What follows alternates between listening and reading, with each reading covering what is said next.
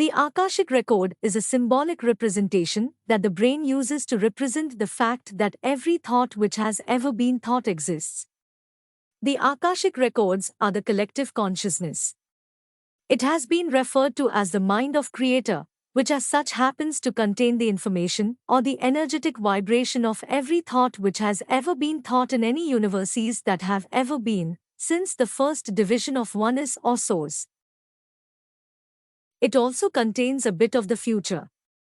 Even though the future is not engraved in stone, from where we stand right now, we have paths of probability which extend past our lifetime. The future is always a vibrational match to the present. And so, if we change a thought in the present, the future paths change. So, accessing the Akashic records has to do with increasing your vibratory rate to receive the information download. What exists in the Akashic record relative to the future is just probabilities which stem from your current vibration, right where we stand in your life at this very moment. When we operate from human consciousness, we often think of this storage of thoughts which we associate with a library. This is how we, in our human lifespans, see a collection of information. When people visit these nonlinear dimensions, from a three-dimensional perspective, they can visualize it merely as a library or a temple to enter. But this is far away from the reality of what Akashic records are, or for that matter, where they reside. It is a linear understanding upon re-entry of information from the higher realms of Akasha into third-dimensional consciousness that people find difficult to interpret. It does not that do they not get the download or are unable to access the Akashic records, it simply means that they are unable to decode the higher vibrational information into understandable three-dimensional information. The entire experience of downloading information from the Akashic records is interpreted as sorting through records or images to make a meaningful, comprehensive information. Conceptualizing dimensions is something that the brain is concerned with it is not something that the soul is concerned with. Since the soul is an extension of the Creator's consciousness itself, and all the Akashic records reside within the Creator's consciousness, the soul has an innate understanding of the Akashic records. But for the sake of the brain and explaining Akashic records, it behooves us to go into the understanding of dimensions. As I said before, dimensions are divided in terms of vibration. They are not a spatial concept. It is our brain which is meant to deal with space and time, meant to format wave function to space and time, which is telling us that dimensions are existing anywhere other than in the now. All dimensions exist on top of one another in the same space. They are simply different vibrations overlapping with each other. So, we are always existing in all dimensions. The Akashic records do not represent one dimension. That is what many people say. There is usually a consensus that the Akashic records exist on the fifth dimensional or this kind of thing, but I do not think information is stored in one dimension or another dimension. So, we can think of the entire Akashic record as a giant library, and let us say that this library is the source. Even though right now, as we are thinking about a library, we are thinking about a building. That is because the brain cannot understand the concept of no beginning and no end, and it cannot understand the concept of no borders. But if we are going to talk about the Akashic records appropriately, we have got to give the brain something to latch onto. So, let us call Source the Creator's consciousness. That is the ultimate dimension. All the dimensions within this Creator's consciousness. The totality of collective consciousness is an expression of the Creator's consciousness. So, it is important to understand that when we are exploring Akashic records, most people are referring to a particular dimensional experience, which may not be true. Like anything, we are limited by our beliefs. most especially when we are talking about the Akashic record, because we access information in the Akashic record or these energetic frequencies by becoming a match to those frequencies first. So, we must A. Believe that they exist. B. We must believe that we can get there. C. We must structure all our belief patterns to let go of third-dimensional reality to be a match to the Akashic record. So, this is the same way as saying, we are limited, not only by our beliefs when it comes to experiencing the Akashic records, but we are also limited by the aspects of these beliefs which may be relative to our experience of the current or the past lives. A lot of this depends on how well we can decode the information being downloaded from the Akashic records. So, you see that accessing the Akashic records is a natural byproduct of raising our frequency. The more that we clear up your darker aspects, the more we do your shadow work, the more we face in the direction of what feels good, and the more we are going to be a match to more and more information relative to the Akashic records. I understand that it might be hard to conceptualize because our brain is a tool which is meant to be an interface for the third dimension only. But it is my promise that the more meditations we do, and the more out-of-body work that we do, the more we will understand this concept of your frequency, being a match to the interdimensional of this universe. My course, Healing with Akashic Records, takes you on a journey to self-exploration and working on your shadow self. While Level 1 helps you connect with the Akashic records and find answers, it is typically in Level 2 that we dive deeper into our inner child wounds, our maternal and paternal karma, and even work on releasing transgenerational karma. We also identify the imprints of the collective consciousness that work on us. Soul retravel and clearing fetal imprints are typical components of this level. As you master this side of the shadow self, Level 3 takes you to work on a past life journey and helps to understand and clear any woes, odds and curses that may be plaguing your soul even today. We work on clearing spirit attachments, evil eyes and black magic as well, which we may have attracted in this lifetime. The latter half of this course is a unique combination of exercises that moves you beyond the physical realm. It helps you understand your karma with the Creator, with the divine masculinity and the divine femininity. It helps you relate to yourself as a form as well as a formless being. Towards the end of this course, you will be able to integrate the divine masculine and the divine femininity to experience wholeness and completion within. This leads to a massive shift in energy as you will never be the same again.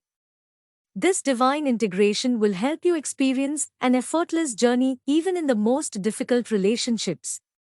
The best part of this level is that you will learn the technique to heal yourself completely for any given situation, relationship or lifetime. Our signature technique of karmic cleaning is an integral part of this level. And once we reach this level, Akashic records will become an experience for us rather than a concept. This information will be very real, and then we can access all information which has ever been known and all thoughts which have ever been thought throughout the beginning of all universes within the totality of this mass consciousness, which is from the source. As you master this art of information retrieval, the Akashic records will become a way of life. You will be able to access this information from any place. Sometimes the information is downloaded without asking. You will be interacting with the Akashic records all the time. Anytime we have a flash of insight, we are accessing intuition. It is because we have access, at all moments of the day, to Akashic record and interact with it. Everyone, therefore, has access to the Akashic record. Finding the information we seek from the universe itself is a matter of tuning yourself to the frequency to which that information is at. Accessing the Akashic record is a matter of raising your vibrational frequency to match a more objective perspective. A perspective which is unlimited by space, separation, and by time. I like to think of it as tuning a radio dial to the information that we seek, in other words, the frequency of our every desire. The less resistance we hold, the higher your frequency will naturally become, because we are going to be allowing your higher perspective, the perspective of your higher self, to flow through your physical body. We can understand resistance by understanding a radio channel. Everything in this universe is being arranged, therefore put into your experience because of vibration. Vibrations are always being matched. We can only experience what is a vibrational match to you. To receive what is being broadcast on a radio channel, say 98 AM, we must tune your radio channel first, the dial, which is existing within us in your vibration, to that exact frequency. And so, resistance looks like tuning it to anything less than that which we are desiring. So, by tuning your frequency to 97 AM, if we want what is on 98 AM, we are in resistance to 98 AM. So, what does resistance look like? Resistance looks like holding any thought which vibrates at a different frequency than your desire or source itself. So, anytime we are thinking a negative thought, that's resistance. Anytime we are holding ourselves vibrationally out of alignment with the very thing we seek as if it is not already, we are in resistance. You must be in the vibration of the answer to receive the answer. What this means is, if we ask a question and we are still vibrating with the question, which looks a lot like a vibration of confusion, we are not a match to the answer.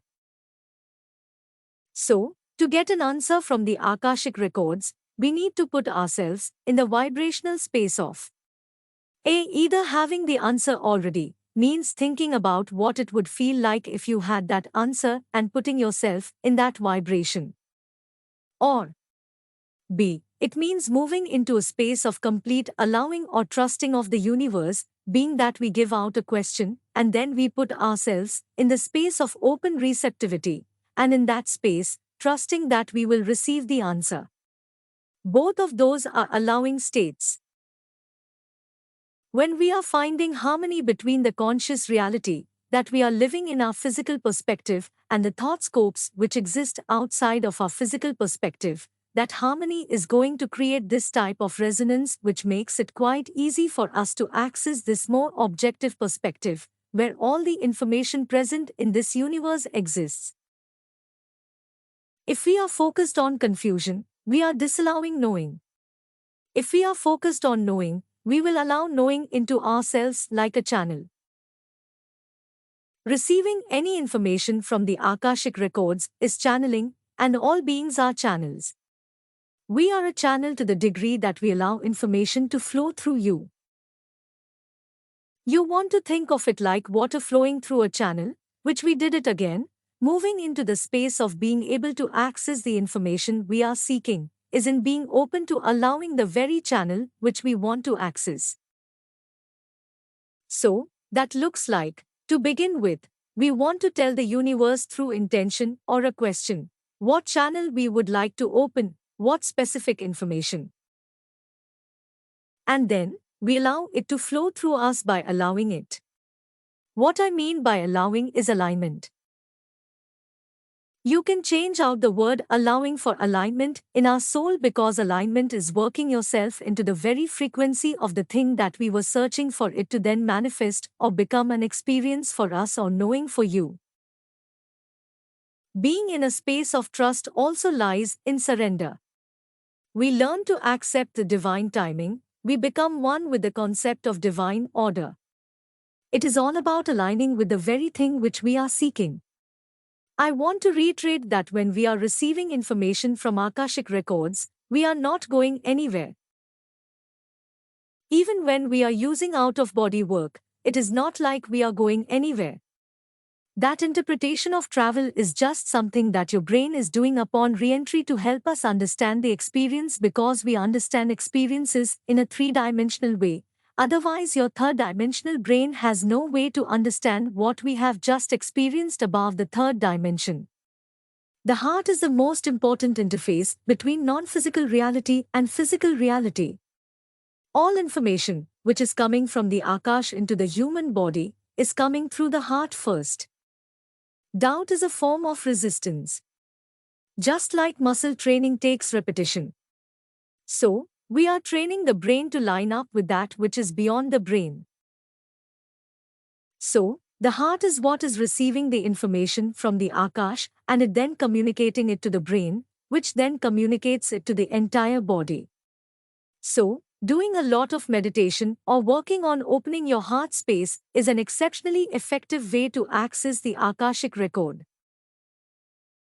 With meditation, we can set forth an intention and then settle into a very deep focus of intuitive open receptivity, a letting go to trust in the universe to immediately deliver. It is an asking that has given philosophy. Just know that your questions, when we approach the Akashic records, will immediately be answered and experienced when we align with the answer and trust the answer that we get. I hope you found podcast helped you clarify some myths about the Akashic records. If you wish to book a session with me, please check the link given in the description box below. See you next time.